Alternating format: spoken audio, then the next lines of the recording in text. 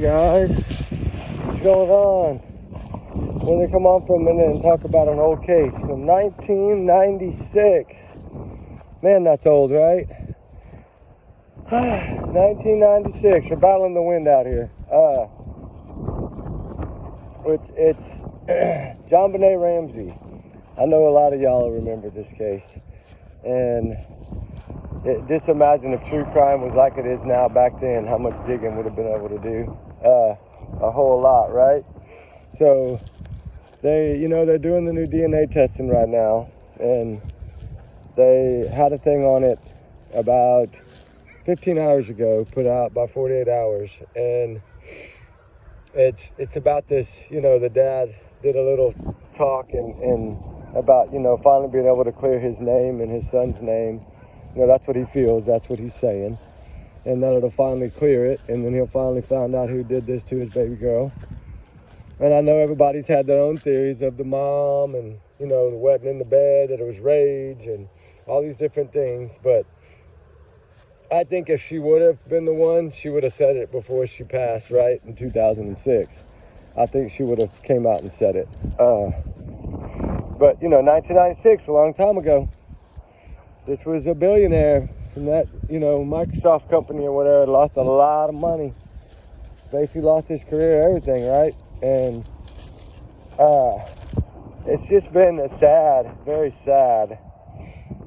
It was a sad story. It's a sad story now that all this time and we still don't have any answers, right? This goes back to justice, why we always fight for justice, right? And if this DNA can prove it, that it was, they know in 2006 when it was done, and then it went cold again for some reason, but when they did the DNA testing back in 2006, they know it was an unidentified male. That's not part of the family. So we know somebody else's DNA was there.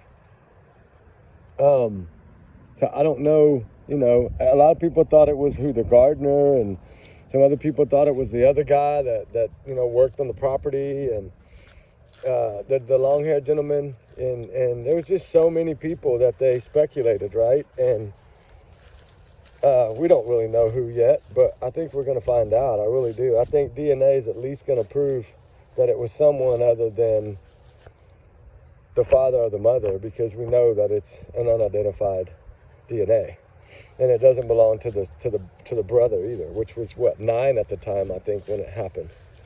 And which, that is awful young, but I don't think he could have done that. But I did want to go back on it because this should be breaking any day, right? This new DNA should come out any day. Like it's any day now, according to the father, any day. That's amazing. And it goes to show you that DNA solves a lot of cold cases, and this is a cold case, and this was a big cold case because it's never stopped being talked about since 1996, the day after Christmas, which is a horrible time to... I still don't know how this, person would have got in the house and done this unless it was somebody that they knew or somebody that worked for them that had access, right? That's what I think. I've always felt that way. I think a lot of people have felt that way. And in a way, it's going to be shocking, I know, who it is. I mean, it's probably going to be the one gentleman with the longer hair. I think, at one point, didn't he kind of say it was him or something? Or no, the letter from the lady that her husband had passed, and she wrote the letter to them and said, my husband was the one responsible. Remember that? That happened not that long ago. That after the man passed, she wrote the letter to them and said, I know it was my husband that did it, and da-da-da-da-da-da-da. And it could have been a hoax. Who knows, right? We don't ever know what people will do and say. That's the only thing about it. We just don't know. But we know that DNA is not going to lie. So that'll be a wonderful thing. What is that? Kind of wash rag or something. But I'm ready. I'm ready to see. I'm ready to know. I'm so ready to know, who did this and whose DNA this is. And most likely it'll be somebody that's probably not with us anymore, but at least we'll know, right? We'll have the answers. That dad can at least spend the last little short time he had probably left at 81 years old, not having to feel like he's the one taking all the blame for it, right? And his son. Now, if it comes back twisted, then it'll be different, but I don't think so because, like they said, you know, that 2006, it was unidentified person, unidentified male DNA. So we know that it's a male DNA. So we don't know anything other than that at this point. I don't know why they stopped in 2006. I wish they would have kept going then. Which now, of course, their database is even bigger because it has been quite a few times since 2006. So I just wanted to put this out because it's almost Christmas, and this happened, you know, December 26th, the day after Christmas, 1996. So coming up on the anniversary.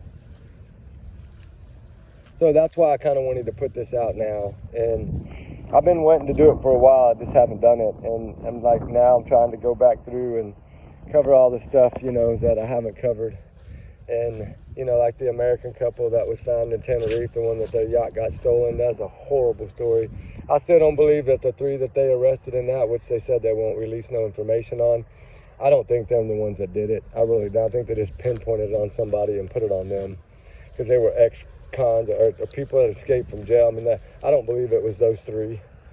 I think it was something in that underworld stuff. But anyway, Jonbenet Ramsey, oh look, pretty flower all by itself out here, is we should get some answers soon. And that will be wonderful. If we can get those answers soon, that will be incredible. It'd be really, really nice to get them. I think that it would stop a lot of the speculations, right, that are out there right now. I'm sitting down. So I do think that'd be great. I feel like I wanted to take a few minutes to talk about her and bring it up because it is a crazy, twisted, all kinds of drama. Can you imagine, guys, if this would have been back then? Oh my goodness gracious, right? We would have ripped this thing apart. Content creators would have freaking tore this thing apart, right? And dug it upside and down and around, and everybody would have been dragged in the mud. But I do want to say, hopefully there'll be justice for Jonbenet Ramsey soon. And the anniversary's coming up, guys. And there's a lot of anniversaries coming up. If y'all have any old cases y'all want me to talk about, bring them to me, guys. I always, you know, get excited when a cold case is going to be solved. Especially, can you imagine 1996? Like, I was just a young, I mean, I wasn't that young. I was what, like 19 years old, I think? Man, I was young.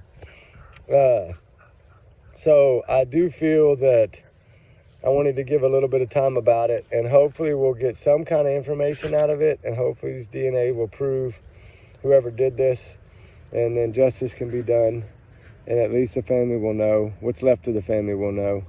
The mother's not here, but, you know, she lost her battle with cancer, so she's not here. But trigger warning, guys, on this times 100 million, and allegedly this is just my thoughts, my opinions, my speculation, not to reflect on the channel.